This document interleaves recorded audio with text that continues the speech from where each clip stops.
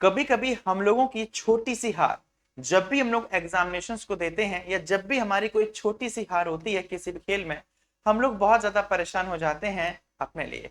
कभी कभी तो हम लोगों की आशाओं से जुड़ा होता है हमारा परिवार, कभी कभी वो भी बहुत ज्यादा परेशान हो जाता है और आंखों को नम कर जाता है। आज एक ऐसा ही मैसेज किया गया जिस मैसेज से पूरे देश की आंखें नम हो चुकी हैं। ऐसा कौन सा मैसेज है और किसके द्वारा मैसेज किया गया, आज इसी विषय पर चर्चा करने के लिए मैं विशाल एक बार फिर से स्वागत करता हूं आप सभी का एग्जाम हैरियर पर। यह बात है विनेश फोगाट की, जो पेरिस ओलंपिक 2024 में रेसलर के रूप में पार्टिसिपेट करती हैं और क्वार्टर फाइनल, सेमीफाइनल और जहां तक कि फाइनल में भी पहुंच जाती हैं, लेकिन फाइनल मैच उनको खेलने नहीं दिया जाता है। वो खेल में पहुंच नहीं पाती हैं और उनको डिस्क्वालीफाई कर दिया जाता है कुछ कारणों की वजह से। वो कारण कौन से हैं, आज इस विषय पर आप लोग मेरे साथ चर्चा करोगे। मैं शुरुआत करता हूं सबसे पहले आज के पहले मैसेज से, पेरिस ओलंपिक 2024 रेसलर से। तो पहला मैसेज जो आता है वो ये आता है, विनेश फोगाट ने ओलंपिक चैंपियन को हराकर ऐतिहासिक फाइनल में अपनी जगह पक्की कर ली है। और इस मैसेज के बाद हम सभी लोग पूरा का पूरा देश झूम उठता है कि भारत की पहली महिला हमारे भारत के लिए पहलवान होकर कोई पदक जीत कर लाएंगी। विनेश फोगाट ने भारी बाधाओं को पार करते हुए मंगलवार को महिलाओं की 50 किलोग्राम कुश्ती स्पर्धा के फाइनल में पहुंचकर पेरिस 2024 ओलंपिक में अपना पदक पक्का कर लिया है। ये वो मैसेज था। इसके बाद 29 वर्षीय विनेश फोगाट कुश्ती में ओलंपिक फाइनल में पहुंचने वाली पहली भारतीय महिला बन चुकी हैं। मतलब कहने का यह है, अभी तक विभिन्न प्रकार के प्रतिस्पर्धाओं में इन्होंने तथा और रेसलर ने पार्टिसिपेट किया, लेकिन ओलंपिक में फाइनल में पहुंचने वाली पहली महिला ये बॉक्सर या फिर रेसलर बनी थी या फिर पहलवान बनी थी। भारत के लिए ओलंपिक पदक जीतने वाली एकमात्र अन्य महिला पहलवान साक्षी मलिक भी थी, जिन्होंने रियो 2016 में कांस्य पदक हमारे भारत के लिए जीता था। इसके साथ में विनेश ने 3 शानदार जीत के साथ महिलाओं के 50 किलोग्राम वर्ग के फाइनल में जगह बनाई। तो जो हमारी विनेश फोगाट थी, ये फाइनल में पहुंची कैसे, तो इन्होंने कुल मिलाकर 3 स्पर्धाओं में शानदार प्रदर्शन किया और किस वर्ग में, 50 किलोग्राम के वर्ग में, तब ये जाकर फाइनल में पहुंची थी। वो 3 पॉइंट कौन कौन से थे? पहला, विनेश फोगाट ने ओलंपिक चैंपियंस यूई सुआकी जापान को हराया। सेकंड, क्वार्टर फाइनल में यूक्रेन की पूर्व यूरोपीय चैंपियन ओक्साना लेवाच को हराया। और थर्ड पॉइंट में उन्होंने सेमीफाइनल में क्यूबा की मौजूदा पैन अमेरिकन गेम्स चैंपियन यूनेस्टिस गुजमैन को हरा दिया था। अगर मैं गुजमैन की बात करूं, जिनका संबंध किस देश से था, क्यूबा से संबंधित था। तो पैन अमेरिका जो एक गेम होता है जिन्होंने जीता था, और उनको भी हराकर इन्होंने अपनी जगह बना ली थी फाइनल मैच में। फाइनल में जब इन्होंने जगह बनाई, बुधवार को विनेश स्वर्ण पदक के साथ टोक्यो 2020 की कांस्य पदक विजेता यूएस की सारा हिल्डे ब्राट से भिड़ेंगी। फाइनल जो इनका मैच था वो बुधवार के दिन था। बुधवार को विनेश स्वर्ण पदक के लिए, मतलब कि अगर ये स्वर्ण पदक जीतती फाइनल में, तो ये फाइनल में पहुंच गई थी स्वर्ण पदक जीतने के लिए। बस एक स्टेप बाकी थी, वो ये कि इनको लड़ना था, इनको भिड़ना था यूएसए की सारा हिल्डे ब्रांड से। अगर इसमें ये इनसे जीत जाती तो हमारे भारत के लिए गोल्ड मेडल ले आते। हुआ क्या, जैसे बुधवार की सुबह होती है और बेटा जब भी रेसलर अपने रिंग में पहुंचता है, उससे पहले उसका वजन नापा जाता है। और जब इनका वेट नापा जाता है तो विनेश फोगाट को 100 किलोग्राम अधिक वजन होने के कारण 50 किलोग्राम महिला कुश्ती के स्वर्ण पदक मैच से आयोग घोषित कर दिया जाता है। उनको मैच खेलने ही नहीं दिया जाता है। सिर्फ और सिर्फ वजह कौन सी थी? वजह यह थी कि उनका जो वजन है नॉर्मल वजन से 100 ग्राम वजन ज्यादा था, इसलिए उनको 50 किलोग्राम महिला कुश्ती के स्वर्ण पदक मैच से आयोग घोषित कर दिया जाता है। मैच खेलने ही नहीं दिया जाता है। उन्होंने खेल के लिए कोर्ट ऑफ एब्रिट्रेशन में रजत पदक के लिए अपील की है। उन्होंने पहला जो स्टेप लिया डिस्क्वालीफाई होने के बाद में, उन्होंने कोर्ट ऑफ एब्रिट्रेशन, जहां पर इन सभी चीजों के बारे में नियम तय होते हैं, वहां पर इन्होंने ये कहा है कि मैं वहां से डिस्क्वालीफाई होगी, लेकिन मुझको फिर भी स्वर्ण पदक ना मिले कोई बात नहीं, लेकिन मुझे कम से कम सिल्वर मेडल मिलना चाहिए। अगर ऐसा मेडल में मिल जाए तो भी भारत की पहली महिला बनती। दूसरा नोट था, विनेश ओलंपिक फाइनल में पहली भारतीय महिला पहलवान थी जो पहली महिला फाइनल में पहुंची थी, जैसा कि मैं आपको पहले भी बता चुका हूं। लेकिन इन्होंने किस मेडल की मांग की थी? इन्होंने रजत पदक की मांग की थी, जो भी इनको नहीं दिया गया। दूसरी बात, जब ये बात हमारे भारत के प्रधानमंत्री नरेंद्र मोदी जी को पता चलती है, तो प्रधानमंत्री नरेंद्र मोदी इंडियन ओलंपिक जो एसोसिएशन है उसकी प्रेसिडेंट वर्तमान में कौन है? उनकी प्रेसिडेंट का नाम है पीटी उषा। सभी लोग इनको जानते हैं।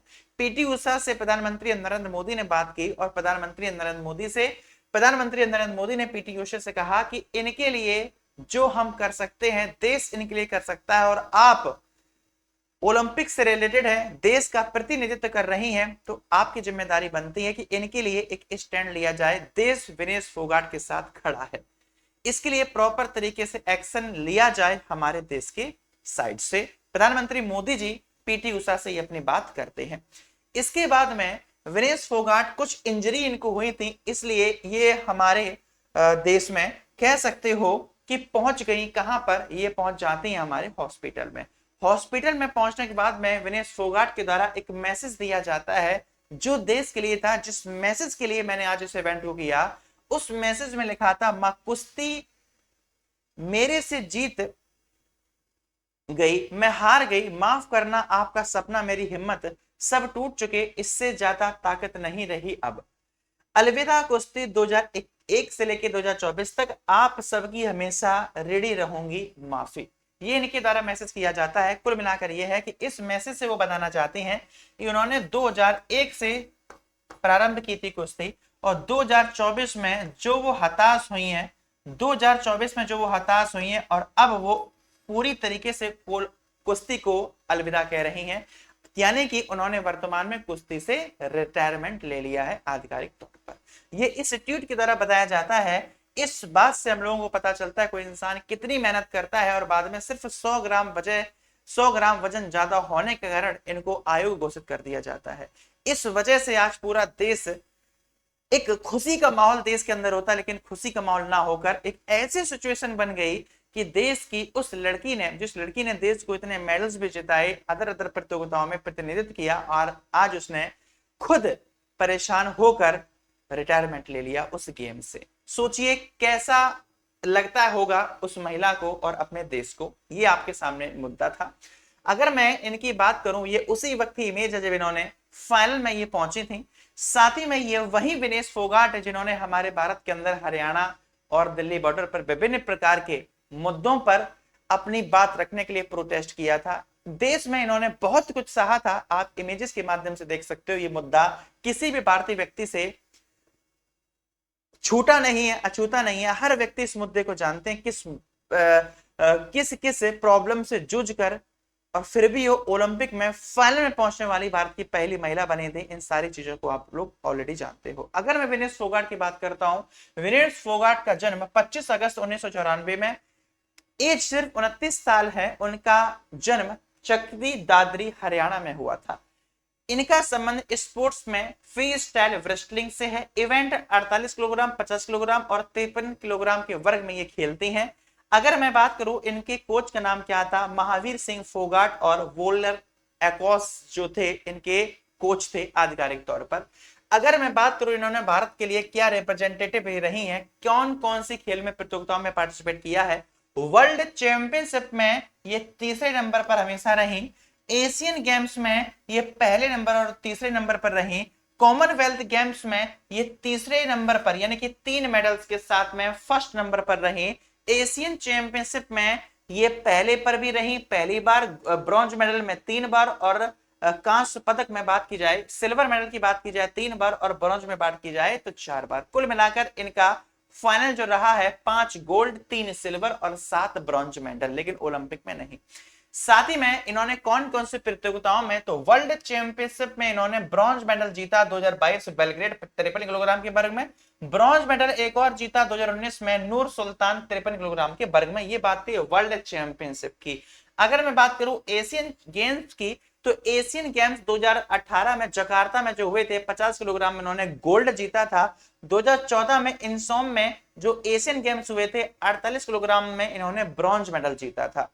इसके साथ कॉमनवेल्थ गेम्स में 2004 में ग्लासगो में 48 किलोग्राम में गोल्ड मेडल, 2018 गोल्ड कोस्ट में 50 किलोग्राम में गोल्ड मेडल, 2022 में बर्मिंघम में 53 किलोग्राम के वर्ग में भी इन्होंने भारत के लिए गोल्ड मेडल जीता। अभी एक साल पहले की बात है। इसके बेस पर अगर मैं बात करता हूं एशियन गेम्स की, एशियन गेम्स में इन्होंने एकमात्र गोल्ड जीता 2021 में एलमेटी 53 किलोग्राम के वर्ग में। फिर इन्होंने सिल्वर मेडल जीता 2015 दोहा 48 किलोग्राम के वर्ग में। फिर सिल्वर मेडल जीता एशियन चैंपियनशिप 2017 नई दिल्ली 55 किलोग्राम के वर्ग में। फिर सिल्वर जीता 2018 बिस्मकेक 50 किलोग्राम के वर्ग में। फिर इनके द्वारा 4 ब्रॉन्ज जीते जाते हैं, 2013 दिल्ली 51 किलोग्राम, फिर ब्रॉन्ज 2016 बैंकॉक 53 किलोग्राम, फिर ब्रॉन्ज 2019 सिएक्सेंग 53 किलोग्राम, फिर ब्रॉन्ज 2020 न्यू दिल्ली 53 किलोग्राम के वर्ग में। इस प्रकार से एशियन गेम्स में, वर्ल्ड चैंपियंस एशियन गेम्स और कॉमनवेल्थ गेम्स में, और किस प्रकार से इन्होंने भारत को रिप्रेजेंट किया वो इन फ्रंट ऑफ यू था।